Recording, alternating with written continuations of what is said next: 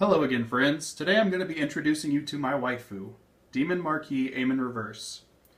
Amon Reverse's deck has a focus on having bonus critical. You can use this to shut down your opponent's limit break effects, or you can just use it as a high-powered unit to beat your opponent and use the extra crit to solidify a victory. The starter for this deck is Greedy Hand. Greedy Hand allows you to counterblast one, move him to Soul, and search your deck for a grade 2 or less Dark Irregulars unit. When you do this, you can typically search out Dimension Creeper. Dimension Creeper allows you to remove him from Soul after he's been placed there to Soul Charge 2 more times. So Greedy Hand's pretty much just used for that purpose, and that purpose is to power up Doreen multiple times. You do minus when you use the starter, so a lot of people don't like him and instead prefer the Amon starter, or one of the grade 3 searchers, or Vermilion Gatekeeper, but I really think that Greedy Hand is the best overall starter. The deck features 4 heal triggers and 12 critical triggers. The 12 crits are really to help you secure a 3 damage attack when you attack with Amon against an opponent when you're trying to force them to 6 damage from 3 damage before they hit limit break. Of course, we already covered Dimension Creeper. He allows you to Soul Charge 2 when he's in Soul. And we have 4 Perfect Guards. I prefer March Rabbit over the Amon Perfect Guard just because when I think of the Amon Perfect Guard, I can't help but say Spatula. And in addition to this, March Rabbit is Dapper. Just look at him. Look at that suit. He looks awesome. So, personal preference, I prefer March Rabbit. For the rest of the grade 1s, we have Amon's follower, Hell's Deal. Hell's Deal allows you to Soul Charge 2 if you have an Amon Vanguard. And of course, the very key card of the deck, probably more important than my waifu herself, is Doreen the Thruster. Doreen the Thruster allows you to gain 3,000 power during the main phase every single time a card enters the Soul.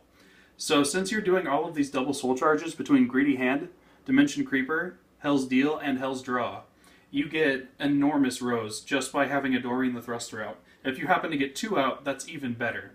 So Doreen the Thruster really is the bread and butter of the entire deck. Additionally, for the grade 2s, we have Gwynn the Ripper. Gwynn the Ripper in a cross-ride deck is amazing. His ability allows you to retire a back row unit. While you can technically retire a unit in the front row if it's grade 2, you really want to focus on taking out your opponent's boosters. Boosters come in sets of typically 14 or 15.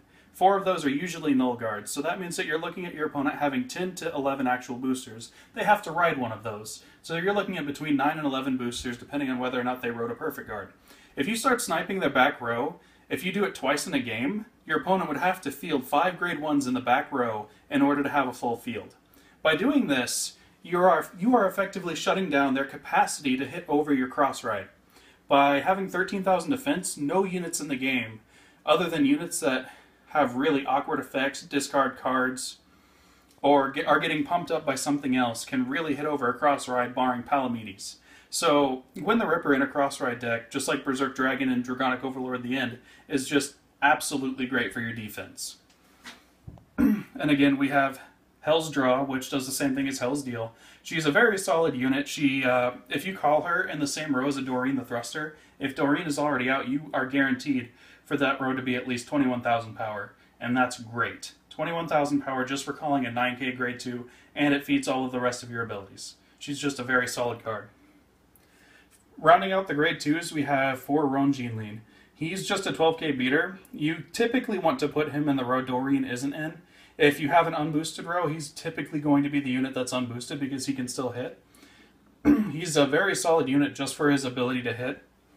And since you have so many units with Amon in the name, he's typically live whenever he gets played. And he's always live whenever you ride to grade 3. Rounding out the deck, we have my waifu, Amon. The regular Amon has the ability to gain an enormous amount of power just for having units in the Soul. Now, this deck doesn't focus on just dumping cards into the Soul like some other Dark Irregulars decks do. Instead, it waits until you're ready to push, and then it just loads up the Soul all at once.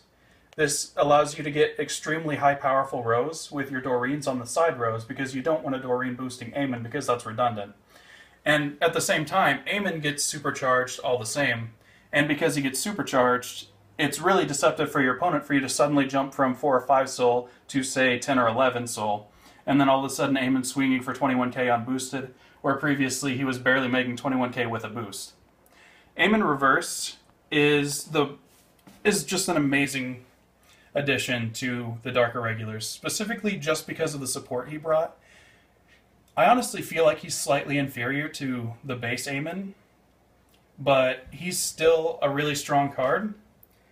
And even though he's probably the weakest of the reverse units, the fact that he has Amon in his name, the fact that he doesn't use counterblasts, he opens up all of these options that Dark Irregulars have been wanting for so long that they really didn't have before. Previously, Gwynn the Ripper, while being a great card, was never played. And the only reason why he was never played was because you could not afford the 2 counterblasts, because all of the bosses for Dark Irregulars needed those counterblasts. The specific example would be Dark Lord of the Abyss. He's a counterblast too. And if you use Dark Lord of the Abyss, you can't really afford to use Gwynn the Ripper in your deck. There's no unflip. You really have no other options, so Gwynn the Ripper has kind of been sitting at the wayside. Now that we have a Dark Irregulars boss that has 13k defense, which is great, and also has an effect that allows him to swing hard, which is great, and in addition to that, he does not cost any counterblasts. So this allows us to use all of our counterblasts on Gwynn the Ripper, and that is the single driving force that's been making Gwynn the Ripper as effective as he is in this deck. So while I don't feel like Amon Reverse is as strong as he could have been as a reverse unit, just the amount of utility that he brings in the table just for having Amon in his name, all of the Amon support cards, and his lack of needing counterblasts has really made him a strong unit. And also, he's my waifu. Well, that's about it for this deck. Typically, you aren't going to want to keep your opponent at 3 damage and try and do that critical pressure to try and force your opponent to not have limit break. You really just want to focus on doing that for decks that specifically counter Dark Irregulars. Dark Irregulars, much like Aqua Force and Nova Grapplers, is a very, very rearguard dependent deck. Without your rearguards, you aren't really going to accomplish much. So you want to save that tactic if you're playing up against, say, Eradicators or Link Joker, who are really going to disrupt your field. Other than that, you can just try and push your opponent to 4 or 5 as fast as you can, and then just dump all of your soul charging units, soul blast all of your dimension creepers, use your greedy hand, use all of the counterblast for regular Amon, and just try and push down your opponent with 40, 50, 60k rows. I know I've made 108k before Dantalion, so you can do some absolutely ridiculous things with this deck. That's it. I promise that's it this time. Hope you guys liked it.